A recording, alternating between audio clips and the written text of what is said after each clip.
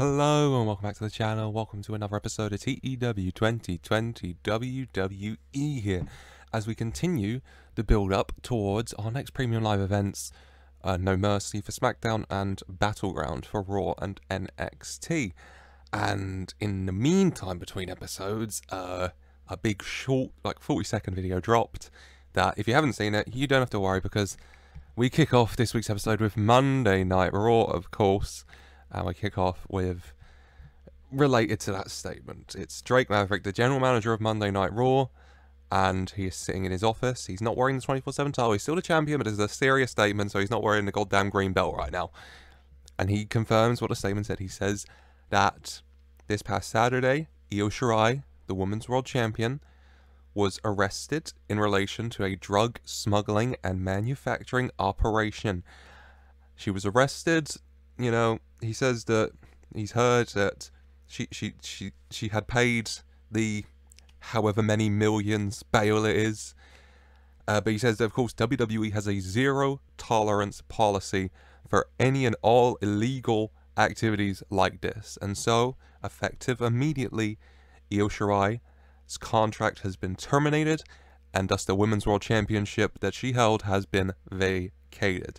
Maverick says that the Women's World title situation will be sorted in due course. A new champion will be crowned at Battleground, whilst Io Shirai's contract is done and she has gone from the WWE for a 62.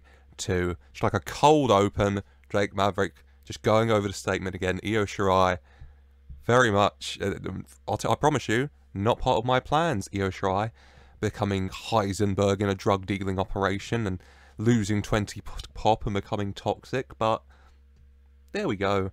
Io Shirai's contract terminated. A new Women's World Champion will be crowned at Battleground. And then Raw really gets underway with outcoming of the #1 contender to the WWE Championship, Roderick Strong, and he comes out with Malcolm Bivens and with the boys who debuted last week to help him take out Kyle O'Reilly, the Creed brothers, Brutus and Julius. And Roderick Strong gets on the mic and he says that for too long, he has been the most underused and underappreciated guy in the entire industry. He says that Roderick Strong was and always has been and always will be a diamond. And now's the time to show it, and now's the time to make sure everyone understands that. But on top of that, on top of showing how amazing Roderick Strong is and becoming WWE Champion, the Battleground, I wanna give back. Unlike that selfish Kyle O'Reilly, I want to give back. And so I contacted Malcolm Bivens here. And I contacted Malcolm Bivens to help find me the coal that I can train under high pressure intensity training. And then once all the coal he found was put into that training, they either broke or they turned into diamonds like me. And the first people that came out of the diamond mine without breaking, the two men molded into beautiful diamonds, were Brutus and Julius, the Creed brothers. But you see, I'm training a lot, and I can train the diamonds of today and tomorrow, but at the same time I can't do it alone. And so I needed some help. And so I'd like to introduce you all to one of the head trainers of the diamond mine. And then out comes Taz. Taz, former ECW superstar, currently in AEW right now. Taz comes out, one of an official head trainer of the diamond mine. And for a 46, because everyone here needs to be built up, Jesus Christ, Roderick Strong, I'll tell you right now, the segments at the start of the show are going to be low. We're going to build up to the end, okay? Roderick Strong says that this is the diamond mine. The diamond mine will grow as more and more diamonds are unearthed. And it's time for a little exhibition. A chance for the first two diamonds from the diamond mine, Judas and Brutus, the Creed brothers, to show what they can do. Creed brothers making their Raw debut here against the Colognes, and the Creed brothers do come out on top. Brutus pinning Primo for a 31. Yep, needs to be built up. 40 watt for Primo, 41 Epico. 31 Brutus, 27 Julius. Just got to build those guys up. Brutus and Julius, just got to build those guys up. Plenty of room for them to build, though. Two great superstars. We love the Creed brothers, don't we? I assume we do. Roderick Strong getting back in the ring and saying that this is it. This is the diamond mine, baby. The Creed brothers, the future of WWE's tag team division. Roderick Strong, the next WWE champion. It's time for the most underutilized and underappreciated man in professional wrestling to get his dues, and I will get them by taking over this business, not just by myself, but with all of the superstars I train to do so as well. As he's interrupted by Bobby Fish, and Bobby Fish not impressed with Roderick Strong's actions, and then Roderick saying that, Bobby, I don't have a problem with you. You can walk away, okay? Don't allow yourself to get inundated. Don't allow yourself to get involved. Don't allow yourself to get mixed up with Kyle's business. Kyle betrayed you. Kyle betrayed us, our brotherhood. He betrayed it. Okay? Don't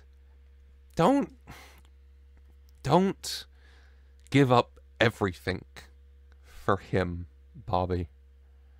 And Bobby Fish sucker punches Roddy in the face. Bruce and Juice go for him, but Bobby out the ring for a 64. Tonight, later on, we will have Bobby Fish versus Roderick Strong.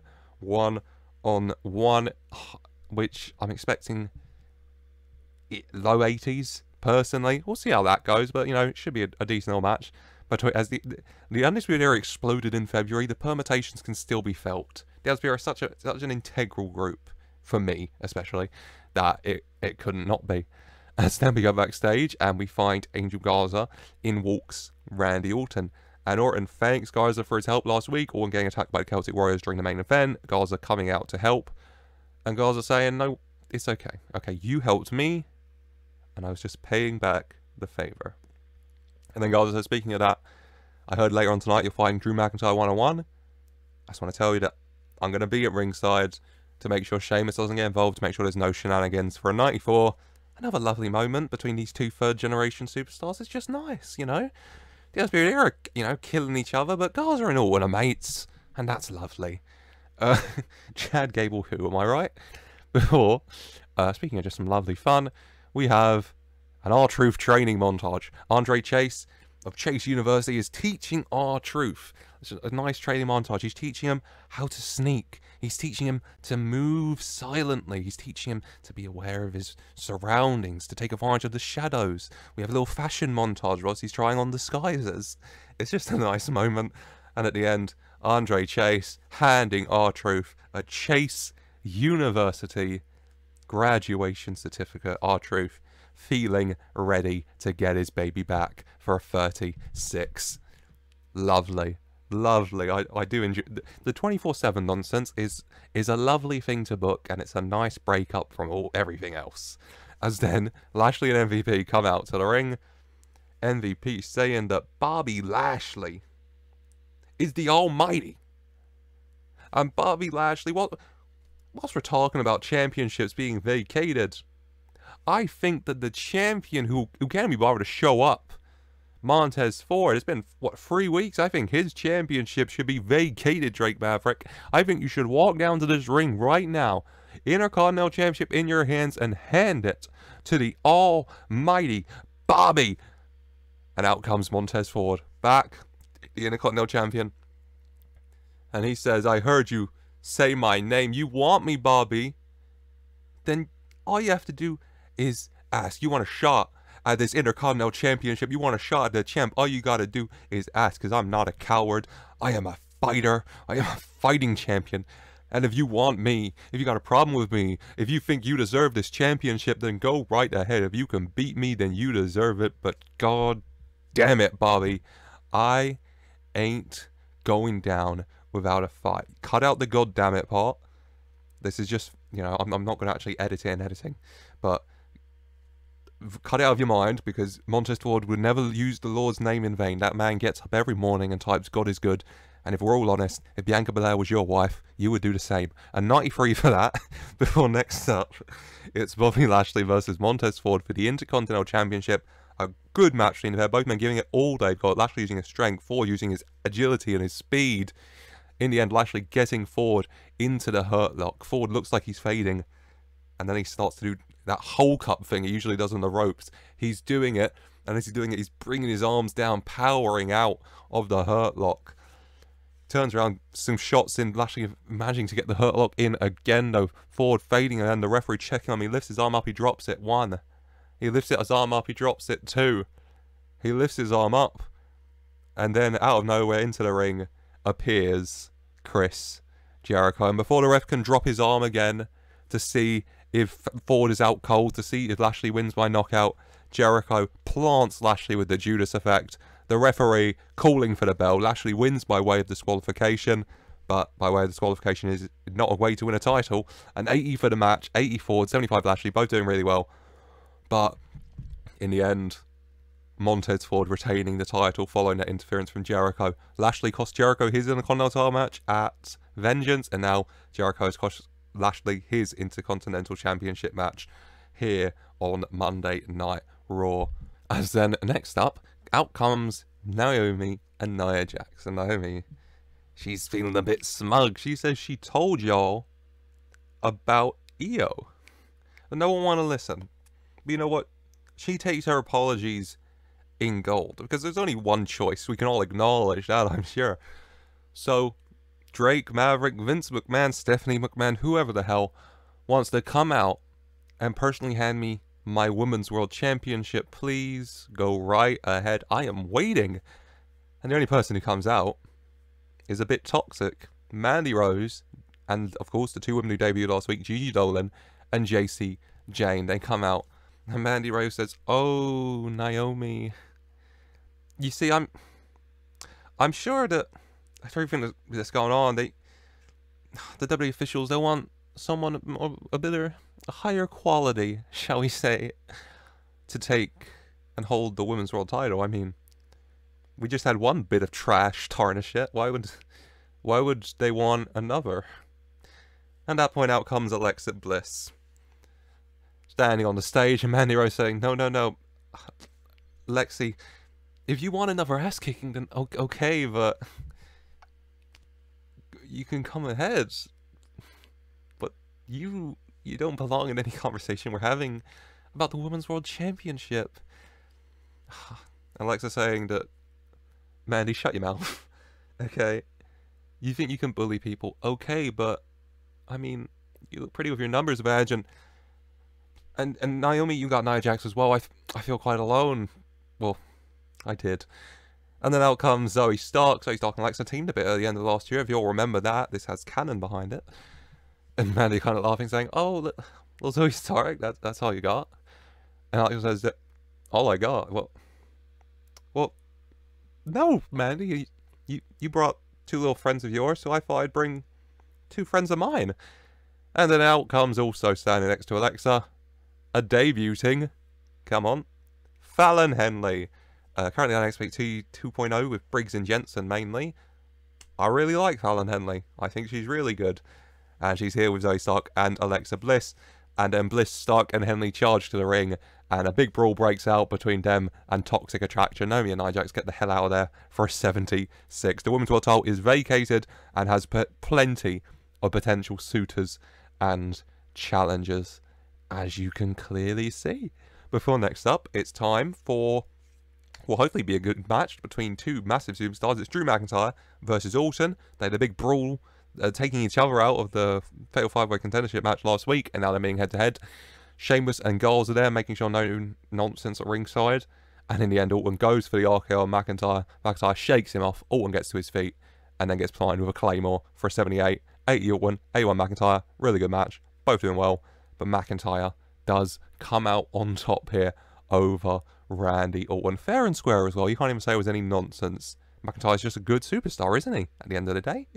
And then we go backstage to the Dirty Dogs being interviewed by Kayla Braxton, more specifically Dolph Ziggler.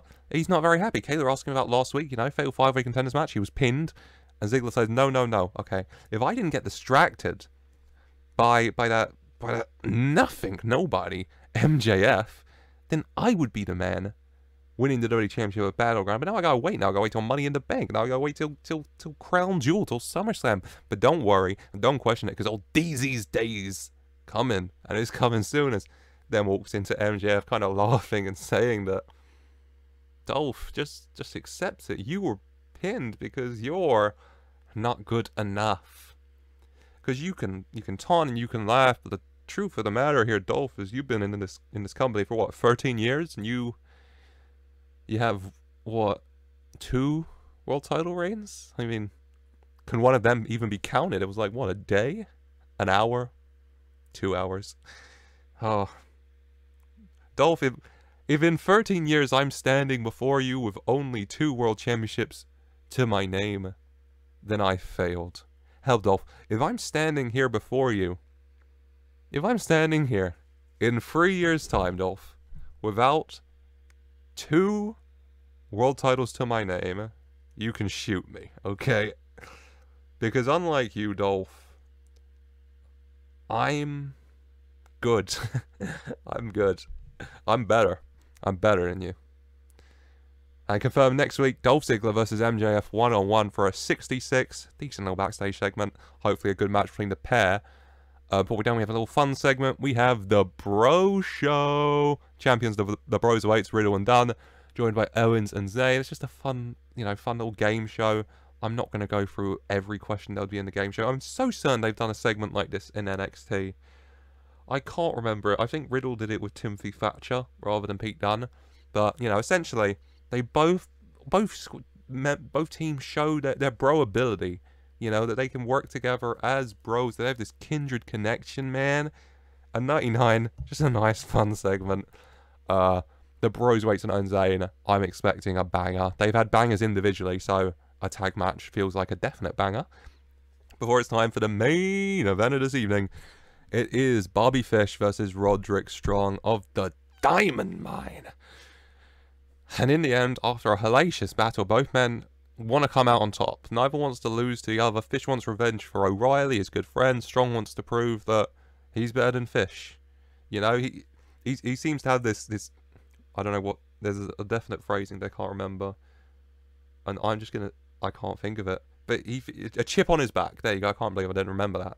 Over his status in the Undisputed Era. He says he was underappreciated and underutilized in the business as a whole in the UE. He wants to prove he was better than people in the Undisputed Era. And so Bobby Fish, a good start to that. And then in the end, in the main event of Raw, Roderick Strong does pick up the victory with the CX-03 for an 81. Good main event, did better than I thought. They both got 76s, so, that's pretty good. Roderick Strong gets the win over Fish, standing till after the match, the Creed brothers in the ring, helping Strong attack Fish a little bit more. When out comes to make the save, of course, the WWE Champion, Kyle O'Reilly, charges down to the ring, fights off the Creed brothers, Strong getting out the ring, and Kyle O'Reilly making a save for Fish for another 81. Good main event, good post-match save, O'Reilly, helping Fish not get, the Jesus kicked out of him here. A good end to the show. I'm happy. This episode of Raw gets a, 88. Very happy. Moving things along. We had to take a very different direction in the Women's World Title picture, of course, as you can probably tell. I'll just say we were doing Naomi, Nia Jax, and Io was going to be a triple threat. And then we had the Toxic and Alexa stuff that was going to be separate. But I guess everything gets merged now because Io Shirai very much loves cocaine, apparently. 88 for the show, though. I'm very happy. I'm not bitter at all about Io Shirai. That happening to her. Oh, God. Alright, I'm moving on from Raw. If I stay on Raw, I'll just keep thinking about Io Shirai. So I'm moving on. And Raw heading to Battleground. Who else is heading to Battleground? NXT. So, without further ado, let's go have a look at another episode of NXT. And NXT gets underway with the NXT Champion Chad Gable coming out to the ring. Chad Gable wasting no time calling out King Corbin, who comes out accompanied by his Austin, of course. And Corbin says, well, look at you, Shorty G, as I live and breathe. A big boy now, huh? Not so Shorty G with your little championship that probably weighs more than you over your shoulder. Oh, gee, Shorty, you've done well for yourself, huh? Little old Shorty G living his WrestleMania dreams, huh? Oh, that's so adorable. But the men are here now. The big boys are here. So why don't you just make it easier on everyone and just hand me over that NXT Championship? Okay, Squirt? And Gable, she's kind of laughing at it and saying that, oh, Corbin, you're just as much as an asshole as the last time I met you. Some things never change. It's almost nice to know that in the complexity and the absurdity of the universe, in every reality and in every instance, you are still an unlikable bitch. But you see, Corbin, things are different here. Things are different now. You don't just get to pick on me anymore. I'm not Shorty G. I'm goddamn Chad Gable. I'm the man who dethroned Karrion Kross's seemingly unstoppable and unendable championship reign. And then I'm the man who beat Seth Rollins. I'm the man who overcame Timothy Thatcher. I'm the man at WrestleMania who beat the greatest of all time, Randy Orton. 1, 2, 3 in the middle of this ring. I'm NXT's champion. I'm the face of NXT. I am the torchbearer of this brand, of the black and gold. I bleed it. And so if you want to walk into this ring on this brand and challenge me, then okay, bring it. Because trust me, Corbin, I've been waiting a goddamn long time to kick your ass properly. At that point, out comes Swerve Scott. And Swerve saying that Chad Gable, NXT champion, face of NXT. But what is NXT if not? And the crowd's saying it along Swerve's house. And Swerve saying that Corbin, Ace, y'all want to bring it, then we can bring it. Corbin, you want to step up to Chad, then you can go ahead. And Ace, you want your ass handed to you by Swerve Scott himself. Okay to that as well. Hell, let's not waste any time about it. How about tonight in the main event, y'all two jackasses put up or shut up.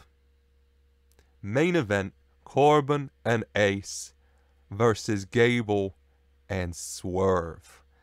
And of course they accept a 100 for that. Brilliant opening segment. Gable and Swerve both on incredible form. Main event tonight, the NXT Champion Chad Gable and the NXT North American Champion Isaiah Swerve Scott take on the team of Ace and a King, King Corbin and Ace Austin. Very good start. Hopefully a very good main event.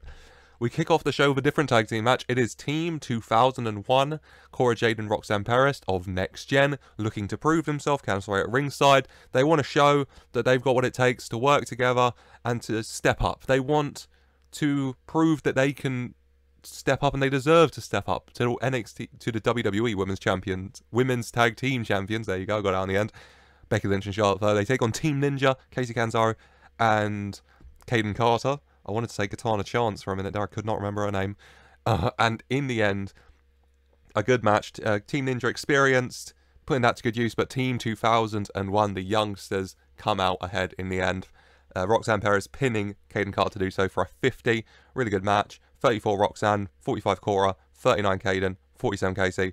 All doing really well. Really pleased with that. Good match. Team 2001 pick up the win. Cancelaway raising their arms. When the music of Becky Lynch hits and she walks out, Charlotte Flair's music hit and she walks out, and the women's tag champs walk down to the ring and they stand across a very excited looking Jade and Perez. You know, these two women superstars they looked up to, as they wanted to get into the world of wrestling, helped inspire them to enter this business. And Lynch and Flair look at Jade and Perez, look at each other, and then they raise their titles ahead of Jade and Perez. Almost a signal, pretty much, from them saying, you want a shot, you can have it.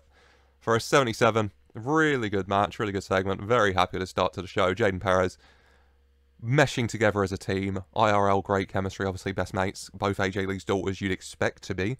But, you know, in-game got to work on their tag chem. But still doing really well, raising their pop in that. You know, in the ring across from Lynch and Flair, going to do that. Very happy. As then, next up, we have a match between one half of the Cruiserweight Tag Team Champions, Rey Mysterio, taking on Kalisto. And as they're being introduced, the ring announcer begins to say, one member of Lucha and, Lince Dorado snatches the mic from him before he can finish down. He hands it to Kalisto, and Kalisto says, 1/3 of the Lucha Dragons, Kalisto. Kalisto changing to a more serious name with their new serious demeanor. I can't say Lucha House Party anymore. Thank God. Kalisto makes Rey Mysterio go at it. It's just a good match, as you'd expect from the two luchadors. At one point, Trey Griffin at ringside, Kalisto going out and, confronting Trey Griffin a bit, shoving him before getting him back in the ring. Trey Griffin chasing after him. Kalisto continuing to taunt him. And in the end, the taunting works as Trey Griffin gets in the ring when Kalisto's not expecting it. And just like Kalisto did to him last week, he headbutts him, just full on nuts him, taking down Kalisto. The referee seeing it, obviously, and calling for the disqualification. Kalisto picking up the win here by way of DQ after that attack from Trey Griffin for a 77. You have to think Kalisto got exactly what he wanted there. 72 Kalisto, he did really well. 86 Rey, doing really well as you'd expect from Rey Mysterio. Really good matchup. And then the Lucha Dragons, Kalisto, Lince Dorado, and Grand Metalik go up the ramp. Very happy. Kalisto not minding the headbutt as he gets a win over the legend that is Rey Mysterio. And, the Mysterio's not happy with Trey Griffin. Trey Griffin apologising, he let his anger get the better of him here. As the Lucha Dragons come out on top again in this little feud here for an 85. Really good match. Very, very good post. Very pleased. Before next up, we have a match in the women's division between Nikki Cross and Toni Storm. Toni Storm looking to continue to prove she deserves that shot at the NXT Women's Champion Dakota Kai. And in the end, Toni Storm does beat Nikki Cross with a Storm Zero for a 69. How very nice. Really good match. 62 Nikki Cross, 56 Toni Storm. Very pleased. Good match. Happy. NXT. About building people, but, very good show. Building these people, using some underutilized people. I'm very happy. Toni Storm gets the win. Dakota Kai watching on at ringside. Very impressed. We go and go backstage. Cadillac Center interviewing Candice LeRae. Candice LeRae, proud as can be about Team 2001, Cora Jade and Roxanne Perez. Says they did amazing. Says they showed what she knew that they can go in the ring. Showed what they're capable of. Clearly impressed Lynch and Flair. And Candice LeRae says she has no doubt that when that Women's Tag Team Championship match comes between Lynch and Flair and Team 2001, Team 2001 are going to show any doubters in the world exactly what they can do and exactly what they're capable of. As then out of nowhere storms in Buffer, then your boyfriend, Persia Pro and Tiffany Stratton taking down Candice LeRae once again, and Tiffany Stratton especially taunting Candice LeRae here for a 54. Candice very happy, very proud, #trending, very much not happy with Team 2001 staging them up a bit and going after their mentor Candice LeRae here. As then it is the entrances for our next matchup, a WrestleMania Backlash rematch between Andrade and Carmelo Hayes. Obviously not finished between them. Last week, Carmelo Hayes and DFG getting involved once again and costing Andrade another match with Austin Theory for a 100. The squads make their way out. Andrade with Legado, Carmelo Hayes with Destined for Greatness. In the end, after a really good matchup between the pair, the referee distracted by commotion at ringside. Carmelo Hayes rolling up Andrade. Just a cradle. There you go, inside cradle, roll up. And then, so Carmelo Hayes is pinning him. Zelina Vega reaches over and pulls the leg so that Andrade is pinning Carmelo Hayes. And she's very happy, but then she turns around to Jade Cargill, who's like, Because Zelina Vega tries to run, but Jade Cargill picks her up and tosses her at the bodies, which rolls Carmelo Hayes back on top. The referee sees, and he counts to 1, 2, 3. As Carmelo Hayes picks up the win, Zelina Vega tried to get involved. Jade Cargill said nope. For an 81, another good match. 94 Andrade, 64 Carmelo Hayes. Very happy. Another good match. Destined for greatness in a very happy, celebratory mood. As Legado, a lot less so. Andrade defeated again. He's not happy. He looks exactly like that picture of him right now. Not happy for an 86. Good, really good match. Really good post. I keep saying that, but it's just the truth. I'm very happy. I don't have many complaints. As then we have the entrances ready for the main event. Gable and Swerve. enter second, you know, Corbin and Ace enter first for 100, and then the main event, Gable and Swerve Scott taking on Corbin and Ace Austin. In the end, Gable has Ace Austin locked in the ankle lock, Swerve down at ringside. Ace Austin can't reach right, he looks like he might tapped when storms into the ring. King Corbin, scepter to the face, and the disqualification after that attack by Corbin for a 68. Ace Austin sustained a strained tricep, because of course he did.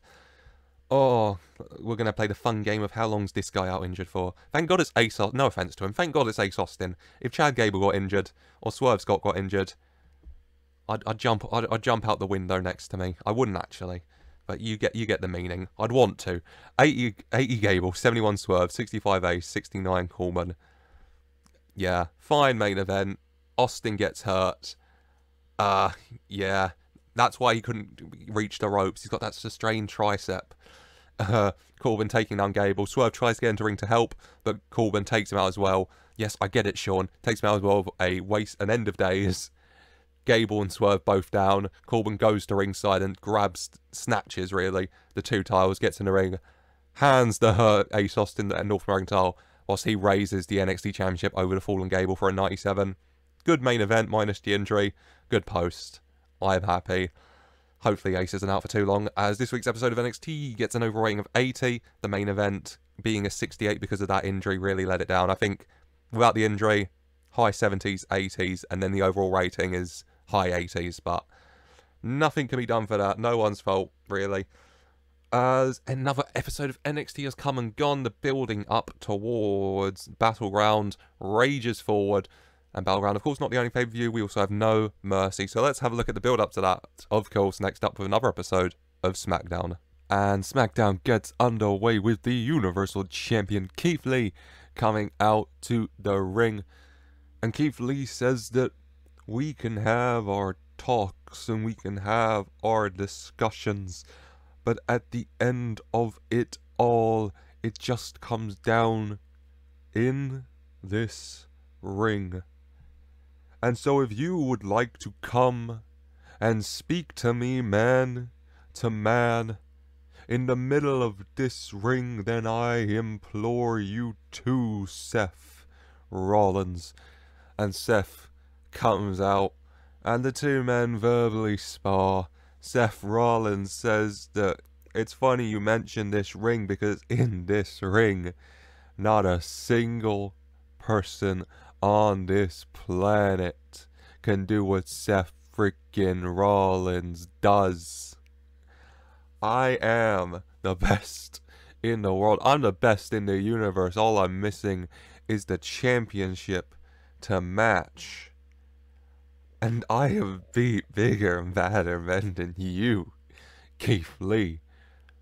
And Keith saying that Seth is an incredible competitor, of course, but all that matters and the only fact of the matter right now is that Seth Rollins stands here with nothing. And Keith Lee stands here as the WWE Universal Champion. And Seth, well, if Seth was truly the best in the whole wide world like he says that he is, then I suppose he never would have lost this championship in the first place, now would he? And Seth gets angry. Okay, you don't take the mick out of Seth Rollins. Tosses the mic at Keith Lee, starts attacking him. AJ Styles music hits. AJ Styles rushes out, making the save, fighting us Seth Rollins. Seth getting out of the ring, very much not happy. And AJ grabs the mic he threw at Keith Lee, you know, make sure Keith's alright.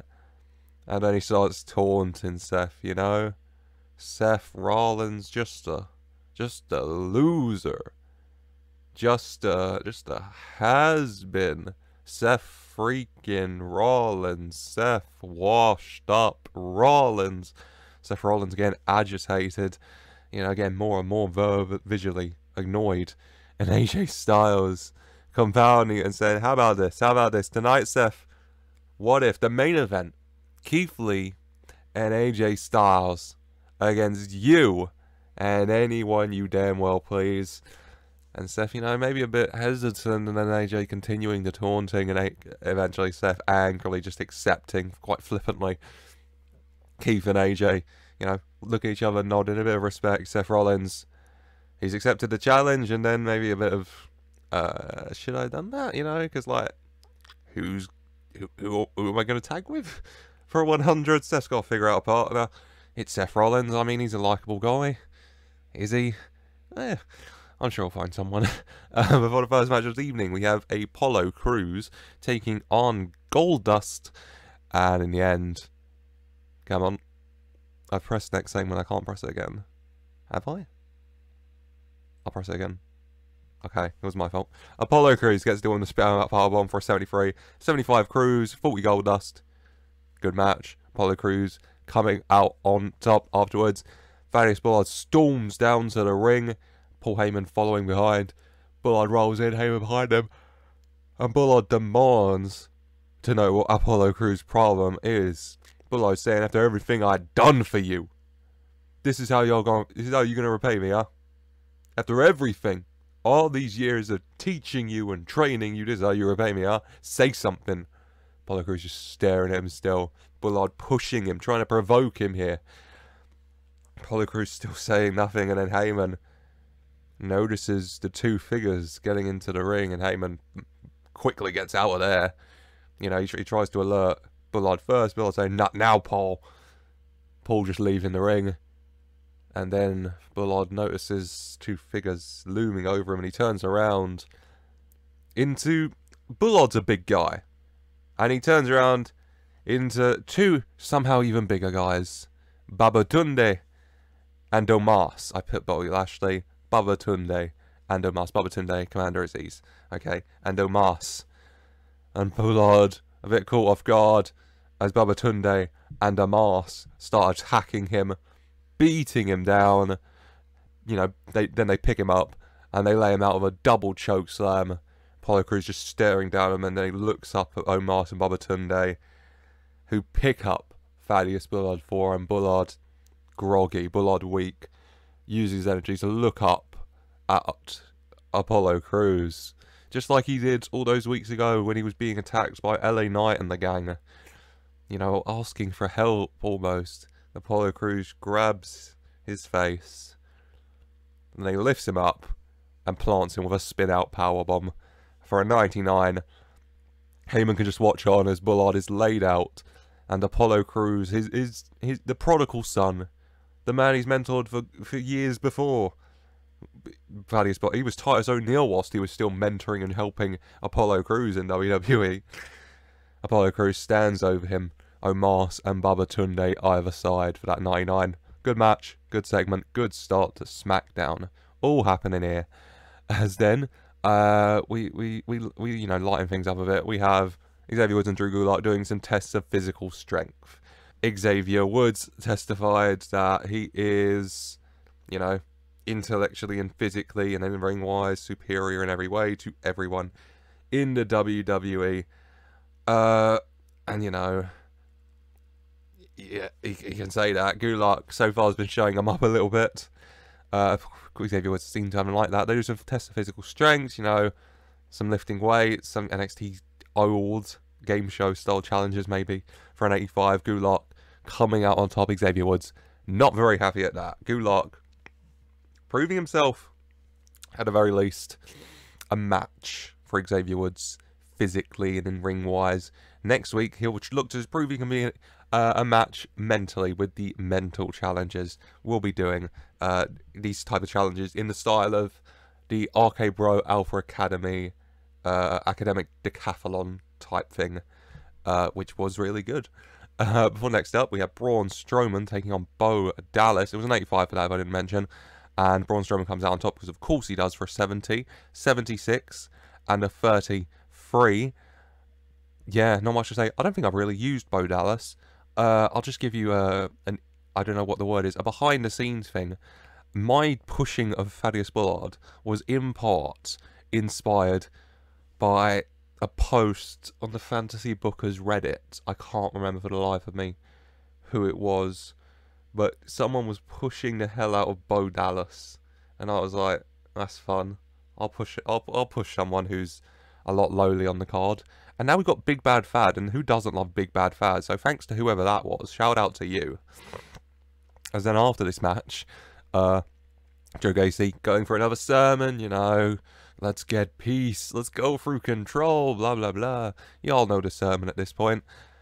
And the sermon is interrupted by a returning Breezango, steel chairs in hands, coming from behind, take out Cutler and Blake, and then using their steel chairs to beat down on Braun Strowman as much as possible, you know, taking out his legs, down on his knees, hitting him square in the face, Gacy getting out of there, and he can butt watch on as Breezango take their aggression out on his followers. You know, that's not very peaceful of them, but what are you going to do for a 60? Yeah, good decent match, good little post. Then we go backstage to an interview with Deanna and her little gang, her little posse, Deanna's Diamonds, and Deanna calling out Liv Morgan. She says that little Liv Morgan seems to have a problem with me, and yet, where is she? You know, if Liv Morgan wants to settle this, we can settle this. All she's got to do is stop being a coward. I know it's in little Liv Morgan's nature to be a coward, but, you know, the adults are playing, you know, not the children with their colored hair and their colored tongues. Now the adults are playing. So if she wants to step up and be serious, then okay, but I'm not seeing that right now. For 75, Deanna, a bit taunting towards Liv Morgan. As then, we have a little segment as Seth Rollins tries to find a partner. He knocks on the locker room of the Bloodline. And he goes in, he lets himself in, and he says, Roman, brother, how you doing? Been a while. Been a while, Oh, God, I see, you know, you here with your bloodline and your tribal chief, That's cool, man, that's fun. Listen, I got a match, like a tag team match, and I have to find a partner, and first guy I thought of, you and me, old times, I remember the tag titles, you and me, remember the Shield, ooh, da-da, yeah? What'd you say? And Roman just kind of not impressed, saying that, Seth, I haven't seen you around here much, huh? Seth saying, yeah, you know, right, you came here like a few weeks back, and Roman saying that, yeah, I noticed you showing up on my show, showing up on the Tribal Chief show, and trying to cut in line. Do you think you're better than me, Seth? You think you're the best in the world, huh? You think you're better than the Tribal Chief, Seth? And Seth saying, you know, it was maybe a bit hyperbolic, but, you know, I'm not trying to offend Mr. Tribal Chief. And Roman says, it's a joke to you, huh? Am I a joke to you, huh? Seth saying, no, I'm not saying that. Roman saying, then acknowledge me. And Seth saying, what? And Roman says, you say this isn't a joke, huh? You say you mean no disrespect. And so, if you don't want to disrespect your tribal chief, then you'll acknowledge me. And Seth, a little bit begrudgingly maybe, you know, a little anger showing of it, does acknowledge Roman Reigns as the tribal chief. And Jay quite verbally against it, saying, you know, Seth showing no respect. Seth thinking he can just show up on the tribal chief show and do whatever the hell he pleases. And Roman getting a bit annoyed now and saying to Jay, you think you speak for the tribal chief? And Jay saying, no, Mr. Tribal Chief. You know, Jay a bit of a shadow of himself right now. And then Roman saying that, you know what, Seth? You acknowledge me. And we have a lot of history, so here's what I'm gonna do. Solo, you're gonna team with Seth tonight. And Solo, you're gonna take my message. And you're gonna teach Keith Lee and AJ Styles a lesson about what happens when they don't acknowledge their tribal chief, okay? And Seth, not fully what he wanted. He wanted Roman, but you know what? He's got a tag partner at the very least for 100. You can't not play up to the dynamics, Seth and Roman, the Shield. All fun. This is going to be the longest part of the episode, I can promise you, just looking at the recording time right now. As then, we have Shayna Baszler come out, taunting Ronda, last week, taking her out. Little Ronda Rousey screaming for help. I mean, it's like I flash back to the UFC days, huh? Bianca Belair coming out, taking exception, saying that Ronda's not here, but there is still a champion here. And so Shayna Baszler can't just come out here with her trash talk and her disrespect, because if she wants to, then Bianca Belair will happily shut her mouth for her. And Shayna, reminiscing about taking that title from Bianca Belair, saying she could just do that again. And Bianca Belair saying, bet. So next up, Shayna Baszler versus Bianca Belair, one-on-one non-title, but still a one-on-one match. And in the end, both women going at it before Ronda Rousey, not 100%, can't fully use it. But you only need one arm to use a kendo stick. That's what they say. I don't know who says that. Unloading on Shayna Baszler, who wins by DQ for an 80. 68 Bianca, 71 Shayna, both doing well. Shayna Baszler gets the DQ in following that Ronda attack. Afterwards, Ronda continuing to beat down on Shayna. No Mercy take on Sonya Deville, charging out. Ronda Rousey, 1-on-2 and one-armed.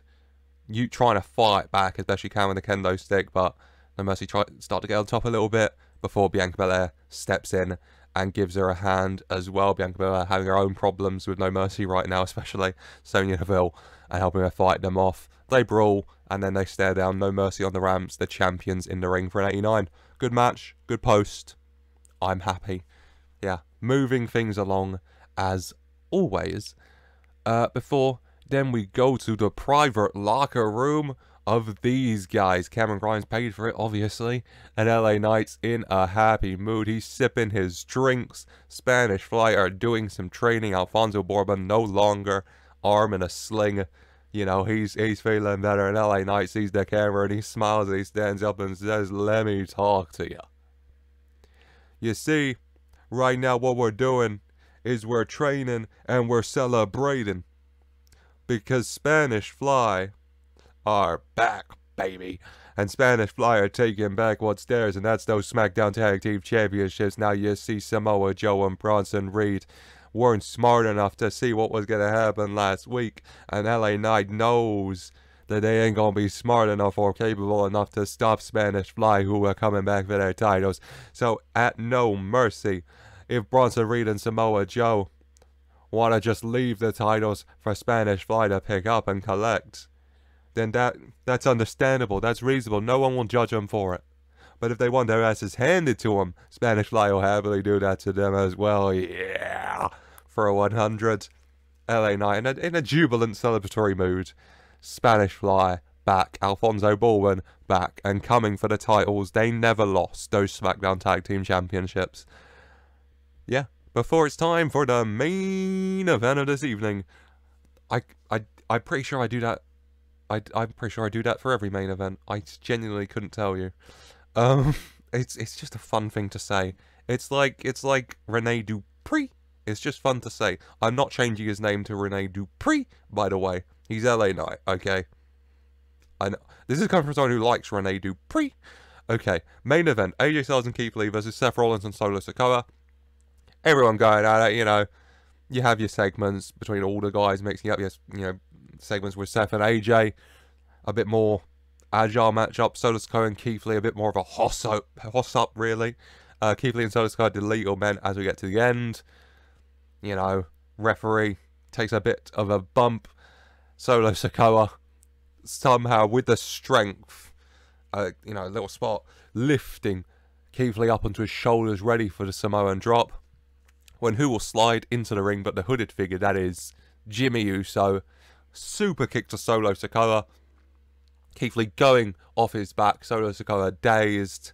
Jimmy quickly getting out of the ring as the ref gets to his feet. And Keith Lee grabs the dazed Solo Sikoa, hits the Spirit Bomb, and picks up the victory for an 85. Really good main event. 92 Keith Lee, 88 AJ, 80 Seth, 36 Solo Sikoa.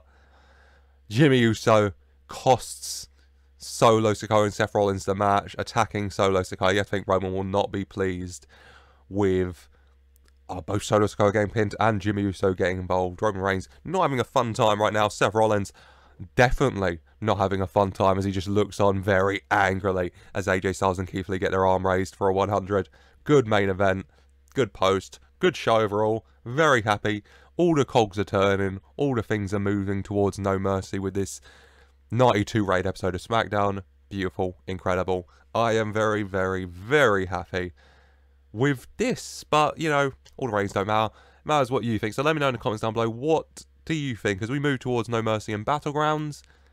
What do you think was what's happening? What do you think of all the stuff that's gone on this week? What do you think is going to happen with the Women's World Championships situation, especially, you know, with Io Shirai playing Heisenberg? We need a new champion. And who do you think it's going to be? What do you think of all the matches that are shaping up for our next premium live events? Let me know in the comments down below. Whilst you're down there, leave a like and a comment if you're enjoying as well. One more set of shows next week, and then we have the match card video on Thursday, of course, and then will be the premium live events on Saturday as the schedule allows. So that's all next week. That's all for today. Really hope you've enjoyed. Yeah, leave a like, subscribe for more, and as always, I just want to say thank you for watching.